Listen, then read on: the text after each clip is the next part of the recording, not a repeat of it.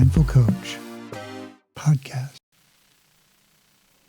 Hello and welcome to the Mindful Coach podcast. I'm your host, Brett Hill, founder of the Mindful Coach Association and also known as the Mindful Coach. You can find out what I'm up to at themindfulcoach.com. And what I'm up to is mindful communication and the power of that to transform your life. I just can't be any more emphatic or passionate or convinced about, from my own personal experience, as well as the experience of others who I've worked with and trained on this, the capacity, the power, the capability, the resource, the amazing resource it is in your life to focus on how well you communicate. That one thing is something that is so important. It's so crucial. Think about this for just a few minutes. It's like, how much time have you spent in your life really actively working on how well you communicate? And then let me ask you, how important is communication in your life? It seems to me that our ability to communicate with each other well is sort of the limiting factor on what we can get accomplished in our lives and also as a species. I mean, how do you solve a pandemic or build a city or govern a nation or build a building or a road or figure out how to create, new technology as well as negotiate relationships? Do you want to live with me for the rest of your life? Do you want to enter into a contract to buy $1 million building or a $500,000 house or a $25,000 a year job? Whatever it is that you're negotiating, communication is at the core of it. And yet, we don't spend any time as, and generally speaking, as a culture, in focusing on how well are we doing this act of interacting with each other. And to be honest, that just kind of blows my mind. When I was a young man, I was walking around the university back in the day, and I was trying to figure out what the bleep am I going to do with my life? And that's a reasonable thought for a university student to do if you haven't, got your life all sorted. And I didn't at that time. It was one of those scenarios that's very common in the world where you think your life is going to go one way and it flips into another one through no. And so consequently, I'm trying to figure out, well, I'm not going to go to the school that I wanted to go to. I can only go to, in this case, it was Oklahoma University, because the in-state tuition was cheaper, and my mother said she would help me, even though she was having to go out and get a job after 20 years of raising a family.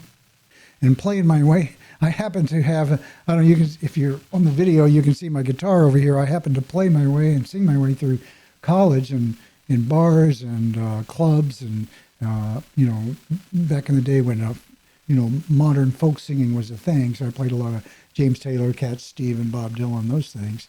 And to be honest, I wasn't bad at it. I was never like, hey, I'm going to, break the charts, but it paid my way. And so I managed to get through school. But at some point I'm going like, what am I going to do? What am I going to study? How do I complete my life? And I was wondering looking around thinking, what is it that's what's so foundational? What is it that is the thing that you can put your finger on and go, this is the thing that matters the most in terms of what can I facilitate in humanity and in myself to be that would be of value to myself and to others.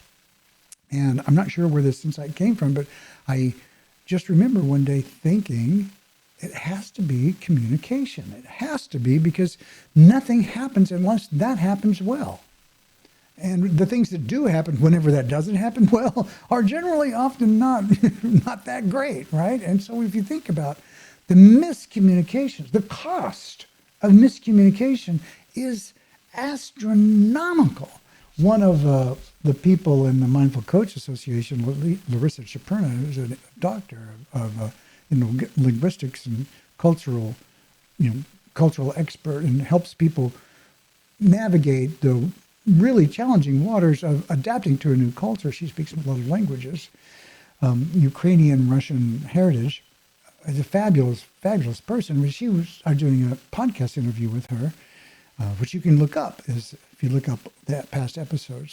She was telling me that the misunderstandings from languages is really huge and it makes a big difference. And she gave the example when I was, a young man back in the day when, Russia was considered a threat. There's a thing they called the Cold War, and it still is a threat. But during the Cold War, how did all that come about? It all began with Nikita Khrushchev, who was the premier or whatever they're called in Russia, and he and Kennedy had this big showdown.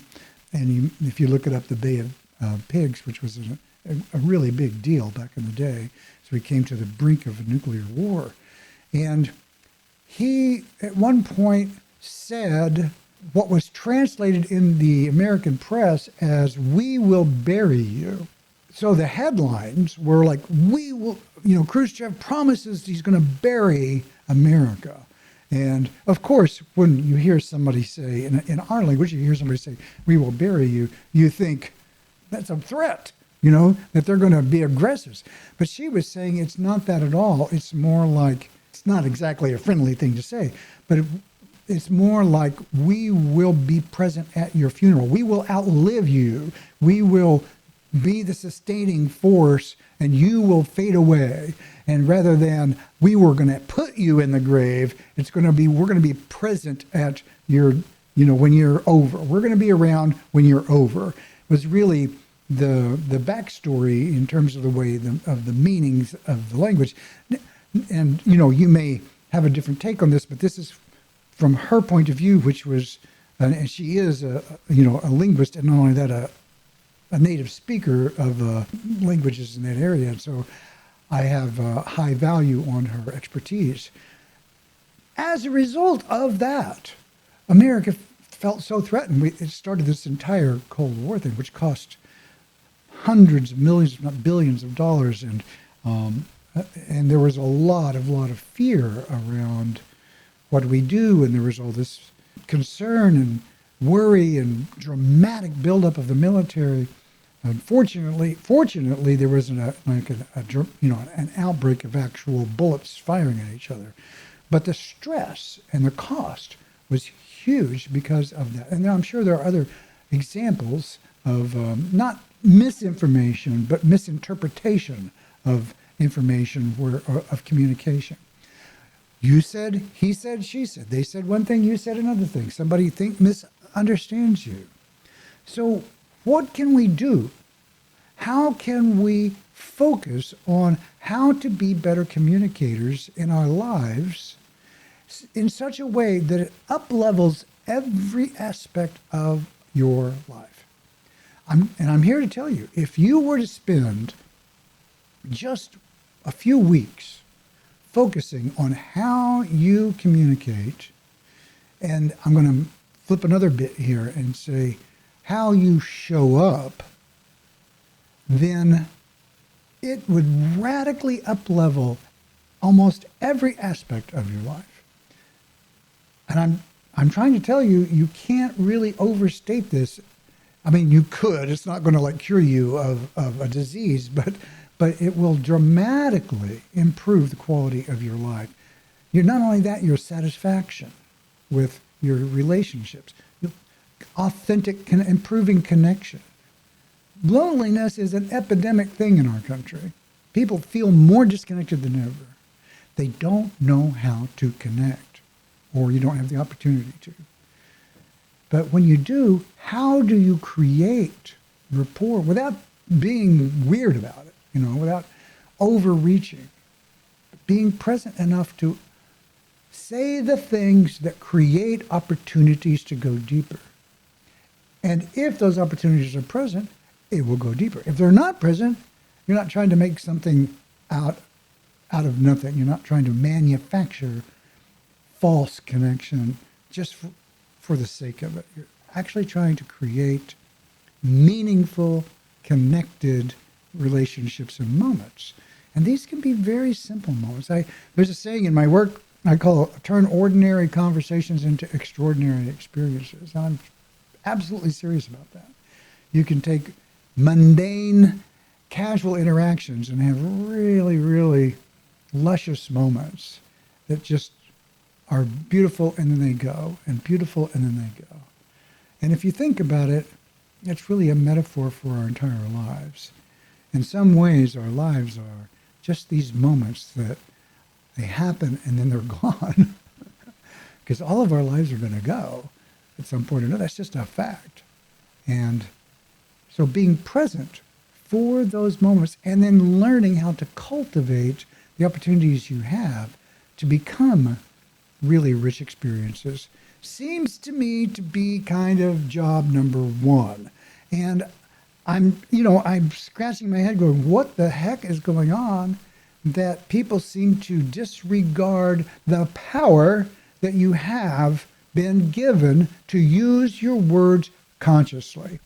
Because if you did, it would change your world. It'll rock your world to the core. This blows my mind that people advocate for such sloppy communication. There's all this language around, well, I'm just going to be really rude and crude and speak the most vile things I can think of because I believe in freedom. Well, yeah, okay, great. I believe in freedom too. But why would you want to say that? Even if you're feeling it, why would you want to say something that's so crude and rude and mean-spirited? Even if that's what you're feeling, that doesn't mean you have to make the choice to put it into the world. What is going to be helpful is if you go deeper and realize that you can make choices, and those choices can make a difference about what you say and how you show up. So how does that all begin? It all begins by slowing the F down. People think, I'm too busy. I can't sit down and meditate for 15 minutes a day. And, God bless, we are busy. We have crazy, crazy, crazy busy lives. And it is hard to slow down. But I'm here to tell you that if you want to get more done, for the vast majority of us, slowing down is the answer. Now, if you're sitting around and you're concerned and depressed and you're inactive, that's not the thing. In that case, you need to focus more on what's the root cause of that, and that's challenging work. But for the most of us that are out there who aren't suffering from, like a clinical depression or withdrawal, it's like there's so much going on, and a lot of it isn't necessarily the kind of stuff you're excited about in general. And even if it is, it can overtake your nervous system so much with this gotta do, this continuous stream of staccato, like, to use a musical metaphor, staccato is like, it's like very quick notes, one right after the other. And we live like that. We live, just kind of, there's this, and there's back-to-back meetings, and now I've got to do this, and now I've got to pay my taxes, now I've got to fix my car, and now I've got to make the phone call, now I've got to, there's a bazillion things that we got to do, because that's the world that we've constructed. But what happens if you simply take a breath, a conscious breath? I saw this beautiful thing said, one conscious breath. It's like, oh yeah, wait a second, hold on. Slow the boat down in the raging waters for just a moment, long enough to see, oh my God, the boat isn't out of control. I'm swimming in raging waters. I'm boating in raging waters. There's a storm. To notice, and the minute you do that, what you begin to do is expand your field of awareness. And when you begin to expand your field of awareness, what happens is that you notice more about the context in which your life is unfolding. And with some practice, you can learn to notice and name the things that are happening in a way that helps you just say, oh yeah, I can see I am just driving like a maniac through my life and not really experiencing or even directing the quality of my moment, choosing in directions that give you a more satisfying day, give you a more satisfying life, that connects you deeper into your conversations and deeper into your connection with what is really true and real in you and others. That is possible. But you have to do the work. You have to not continue to run on automatic.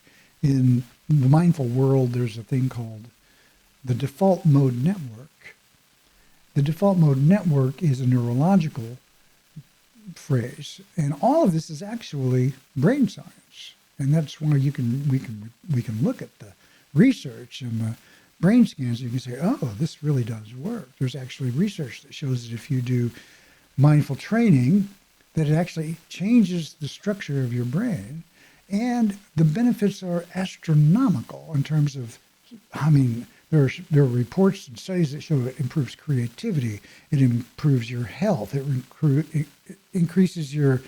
decreases inflammation, it helps you with pain, it helps you with chronic pain, it helps you be more resilient under stress. There's so many facets of our lives that are improved by simply building the capacity to be present with your experience non-judgmentally. And then put that in bold, non-judgmental. And what does that mean? I need to do another whole other podcast on the meaning of that. But it doesn't mean you give up the notion of discerning between good and bad, or justice and injustice, or you let people walk all over you. It doesn't mean being okay with whatever happens to you. Like you don't want to you have a flat at the side of the road. You don't go, well, I'm so mindful, I'm just going to sit here in my car because everything is perfect. No, that's not being non-judgmental. That's being ridiculous. You fix the car because you're wishing, or you want to have a car that's working, and that makes sense, right? Obviously. So we don't want to be ridiculous about the notion of non-judgmental. What that really means is, let's say you start to slow down.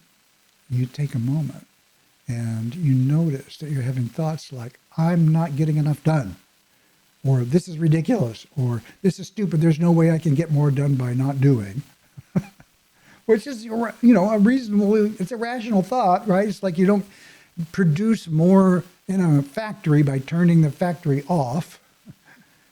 So, with having a very production-oriented mindset, or a product-oriented mindset, output-oriented mindset, which is, of course, a very reasonable mindset to have in a culture that's oriented around material gain. But what if your product is well-being? What if your product is peace? What if your product is walking through the world in such a way that you lift those around you? That's what you, quote unquote, produce. In that case, you have to you need a different machine. You have to kind of recalibrate what's going on. It doesn't mean you can't be what you do professionally. Like, you can still have that kind of orientation. I'm going to live a life where I uplift others, and I'm going to be a great accountant, and I'm going to, or a coach, or, acupuncturist, or teacher, or whatever, artist, whatever it is you do, waiter, it doesn't matter. The judgment, though, would be, oh, I'm not getting enough done. I feel bad because I'm not doing something. Nothing wrong with that. The act of non-judgment is, oh, this language is important. This is a kind of a level 3 tip. Using the language, oh, there's that part of me that doesn't feel comfortable unless I'm getting things done. There's that part of me that doesn't feel comfortable unless I'm producing. There's too much to do. And as soon as you start to say that, you can start to feel your nervous system go, I've got to get into action. I've got to get stuff done. Yay for noticing. just notice that's the way it feels. And then some part of you might also notice, oh my God, I feel this way all the time. I feel this constant press of get it done, achieve, achieve, achieve. And you don't know how to stop anymore. Sleeping is hard, right? Taking breaks is hard. Doing things that are fun can be hard because you're not getting things done. The point here is by slowing down, you can achieve more. Imagine you're in a snowstorm. I use this analogy, a snow globe. And like a snow globe, it's a blizzard's happening and you can't see anything and you're I've got to go. And it's like you're going, I don't know what I'm going to do, which way I'm going. I don't know which path I should be taking. And then you stop for a minute. And in this case, the snow is a metaphor for your mental activity. And you stop for a minute and the snow begins to settle. And as it does, it reveals this magnificent landscape, this amazing, and the path before you becomes really clear. Not only that, you notice that there are diamonds on the ground. And so sometimes I'll say there are diamonds at your feet. We just don't notice them. When you begin to slow yourself down enough, some amazing things happen. The first thing that happens is that you begin to create a buffer between when you experience something and when you react to it. I'm talking about consciously considering your next few words in this case. You're interacting with someone, they say something kind of mean or hurtful to you. And how much space is there between what you say next and what you say? Do you know what I mean? How much space is there between the act of hearing it and your response? Viktor Frankl has a famous quote, it's like, between stimulus and response, there is a space. And I'm not sure the exact quote, but effectively it goes, that space equates to freedom. In that space, there is choice. Those choices mean freedom, as a paraphrase. If someone says something mean to me and I just come back, well, you can't say that. That's just not right. That might be true. And I might be justified. I'm not trying to say this is wrong, but I am trying to say that there was no one home when you said that. Meaning you're not considering, oh, they said this to me and it feels bad, it feels hurtful, and I'm noticing that I want to react. I want to say something mean, hurtful, defensive back. Noticing what you want to do. That is the part, there's a little space there where you're noticing. And in that noticing, you then have the opportunity to go, what's the best choice here? I'll tell you a quick story about John Eisman, who was master teacher of Comey in Portland at the Meta Center, which is now folded, but I took some amazing courses there. And it's not a story that John told, it's a story that a student of John's told, who I heard he'd studied with as well. And we were sharing stories about our experiences with him because he was a masterful teacher. And this guy had gone through the same training I had, and he did not like it. He was going, I have all kinds of problems with this. I was not that guy, not bad. I was actually amazed. But he was going, no, I don't like it. I don't like the way he does this. I don't like the way.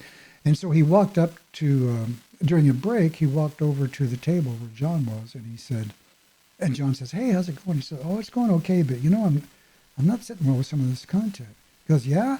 And then he said some pretty critical things of John. And then John just looked at him and goes, well, tell me more.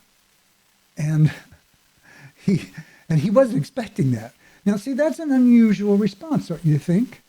When someone says something really critical to you about your life's work, and instead of going, oh, I'm sorry that happened for you, or, well, wow, that's really unusual, don't normally get that feedback, all of those things are things I've said when people give me criticisms. But John said, Tell me more. Now, the magic of that is it's a connecting statement, right? Instead of putting an end to the conversation, it asks for more engagement. That's really a master class lesson right there, right? Someone gives you criticism, instead of defending yourself, you go, tell me more. Wow. Well, now, who do you have to be able to be so secure in what you're doing that you're simply able to respond to another person like this from a place of not defensiveness or fear, but curiosity?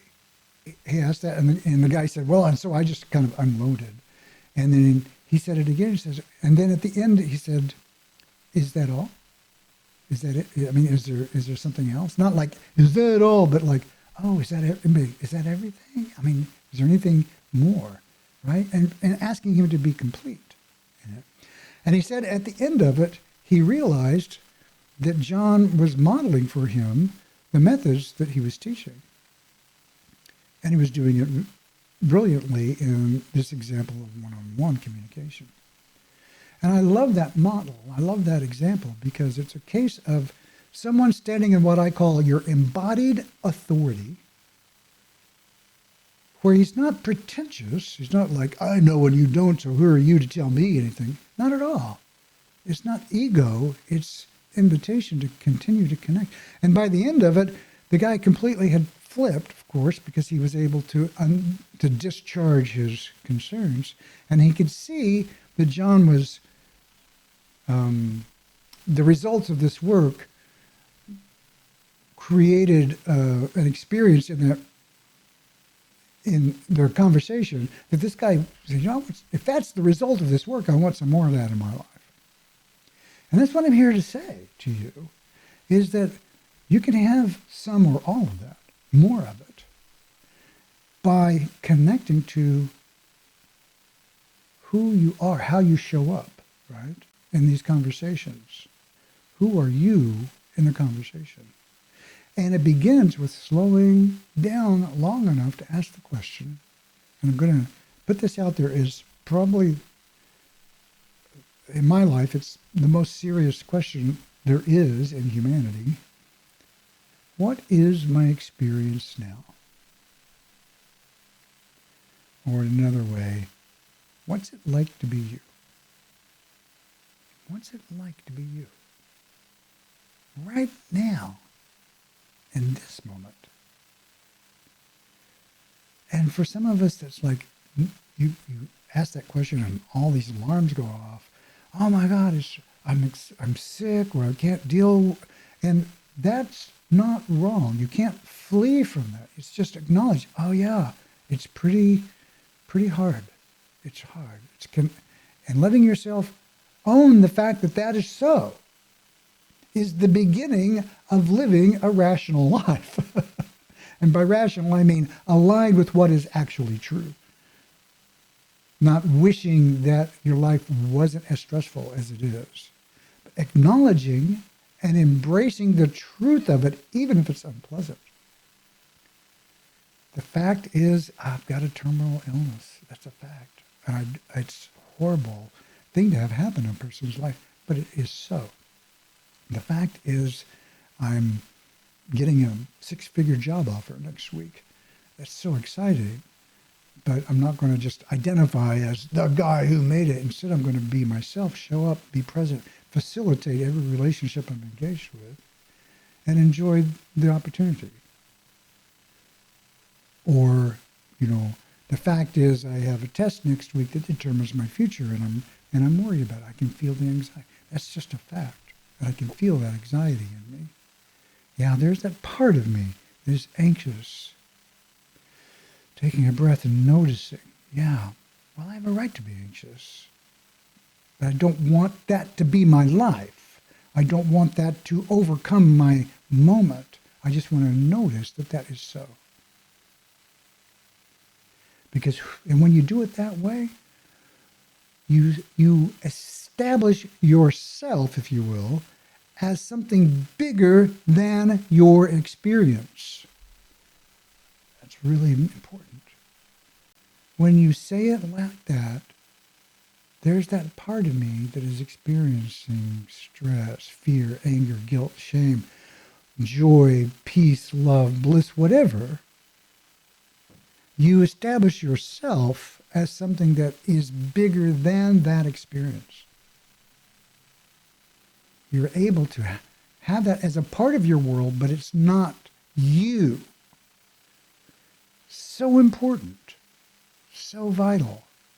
We identify with the stories of our experience. I'm the one who's unlucky.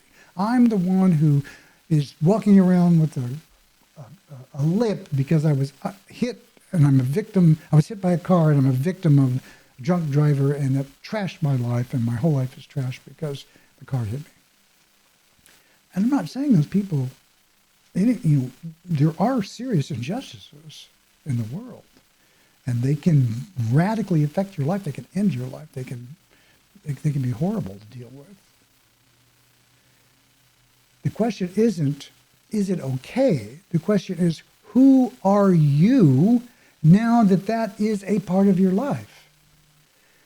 This always comes back to having the choice. Remember, we started with the choice of words. What words do you use to create connection, to create the opportunity to be in a deeper rapport with somebody? And it begins with this one simple thing, slowing down.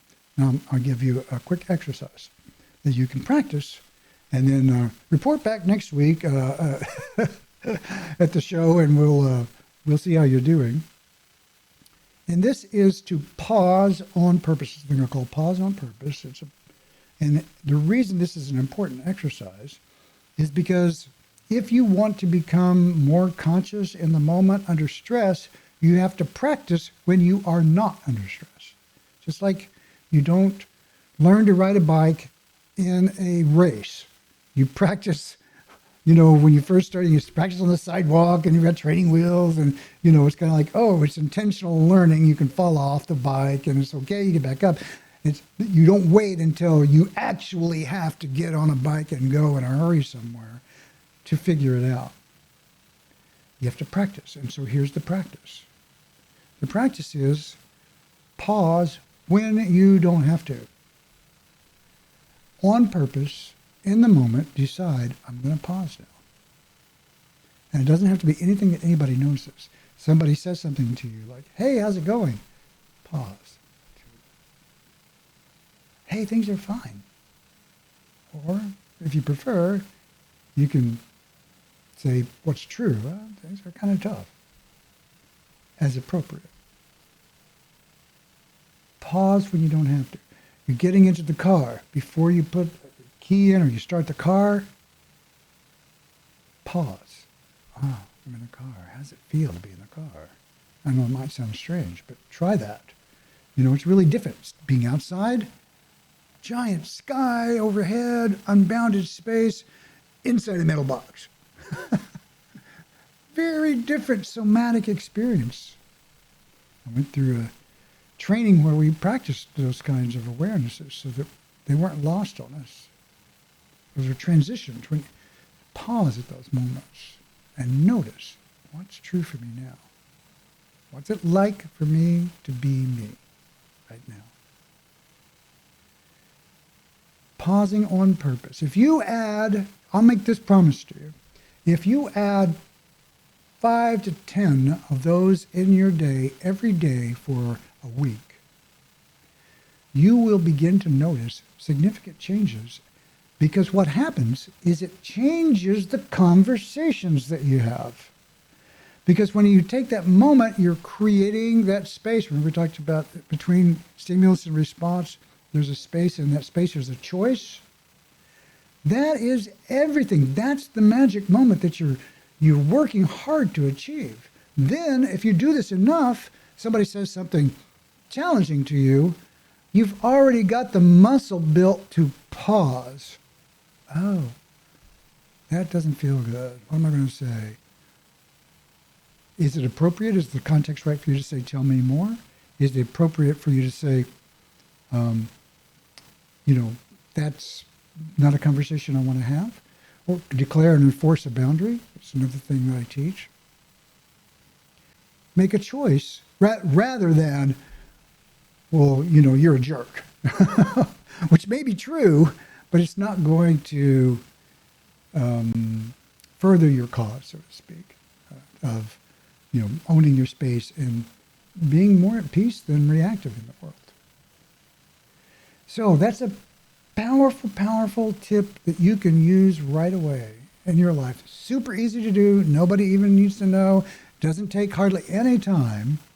You just have to pause on purpose multiple times a day. And when you do, then you'll find that you are creating a muscle that gives you the capacity to pause under stress. So that's, the lesson, if you will, the talk for today, slowing down, pausing on purpose, and then choosing, learning, having an experience of making a choice about what you want to say. And so that's what I wanted to talk about in this first podcast of the year, because I'm so passionate about mindful communications, and I believe that there are simple practices like this that can change your world for the better and change your conversations so that they become more satisfying, more connecting, allow you to express yourself authentically. And that's going to change the way you feel about yourself and the world, and you'll have a better conversation as a result of that.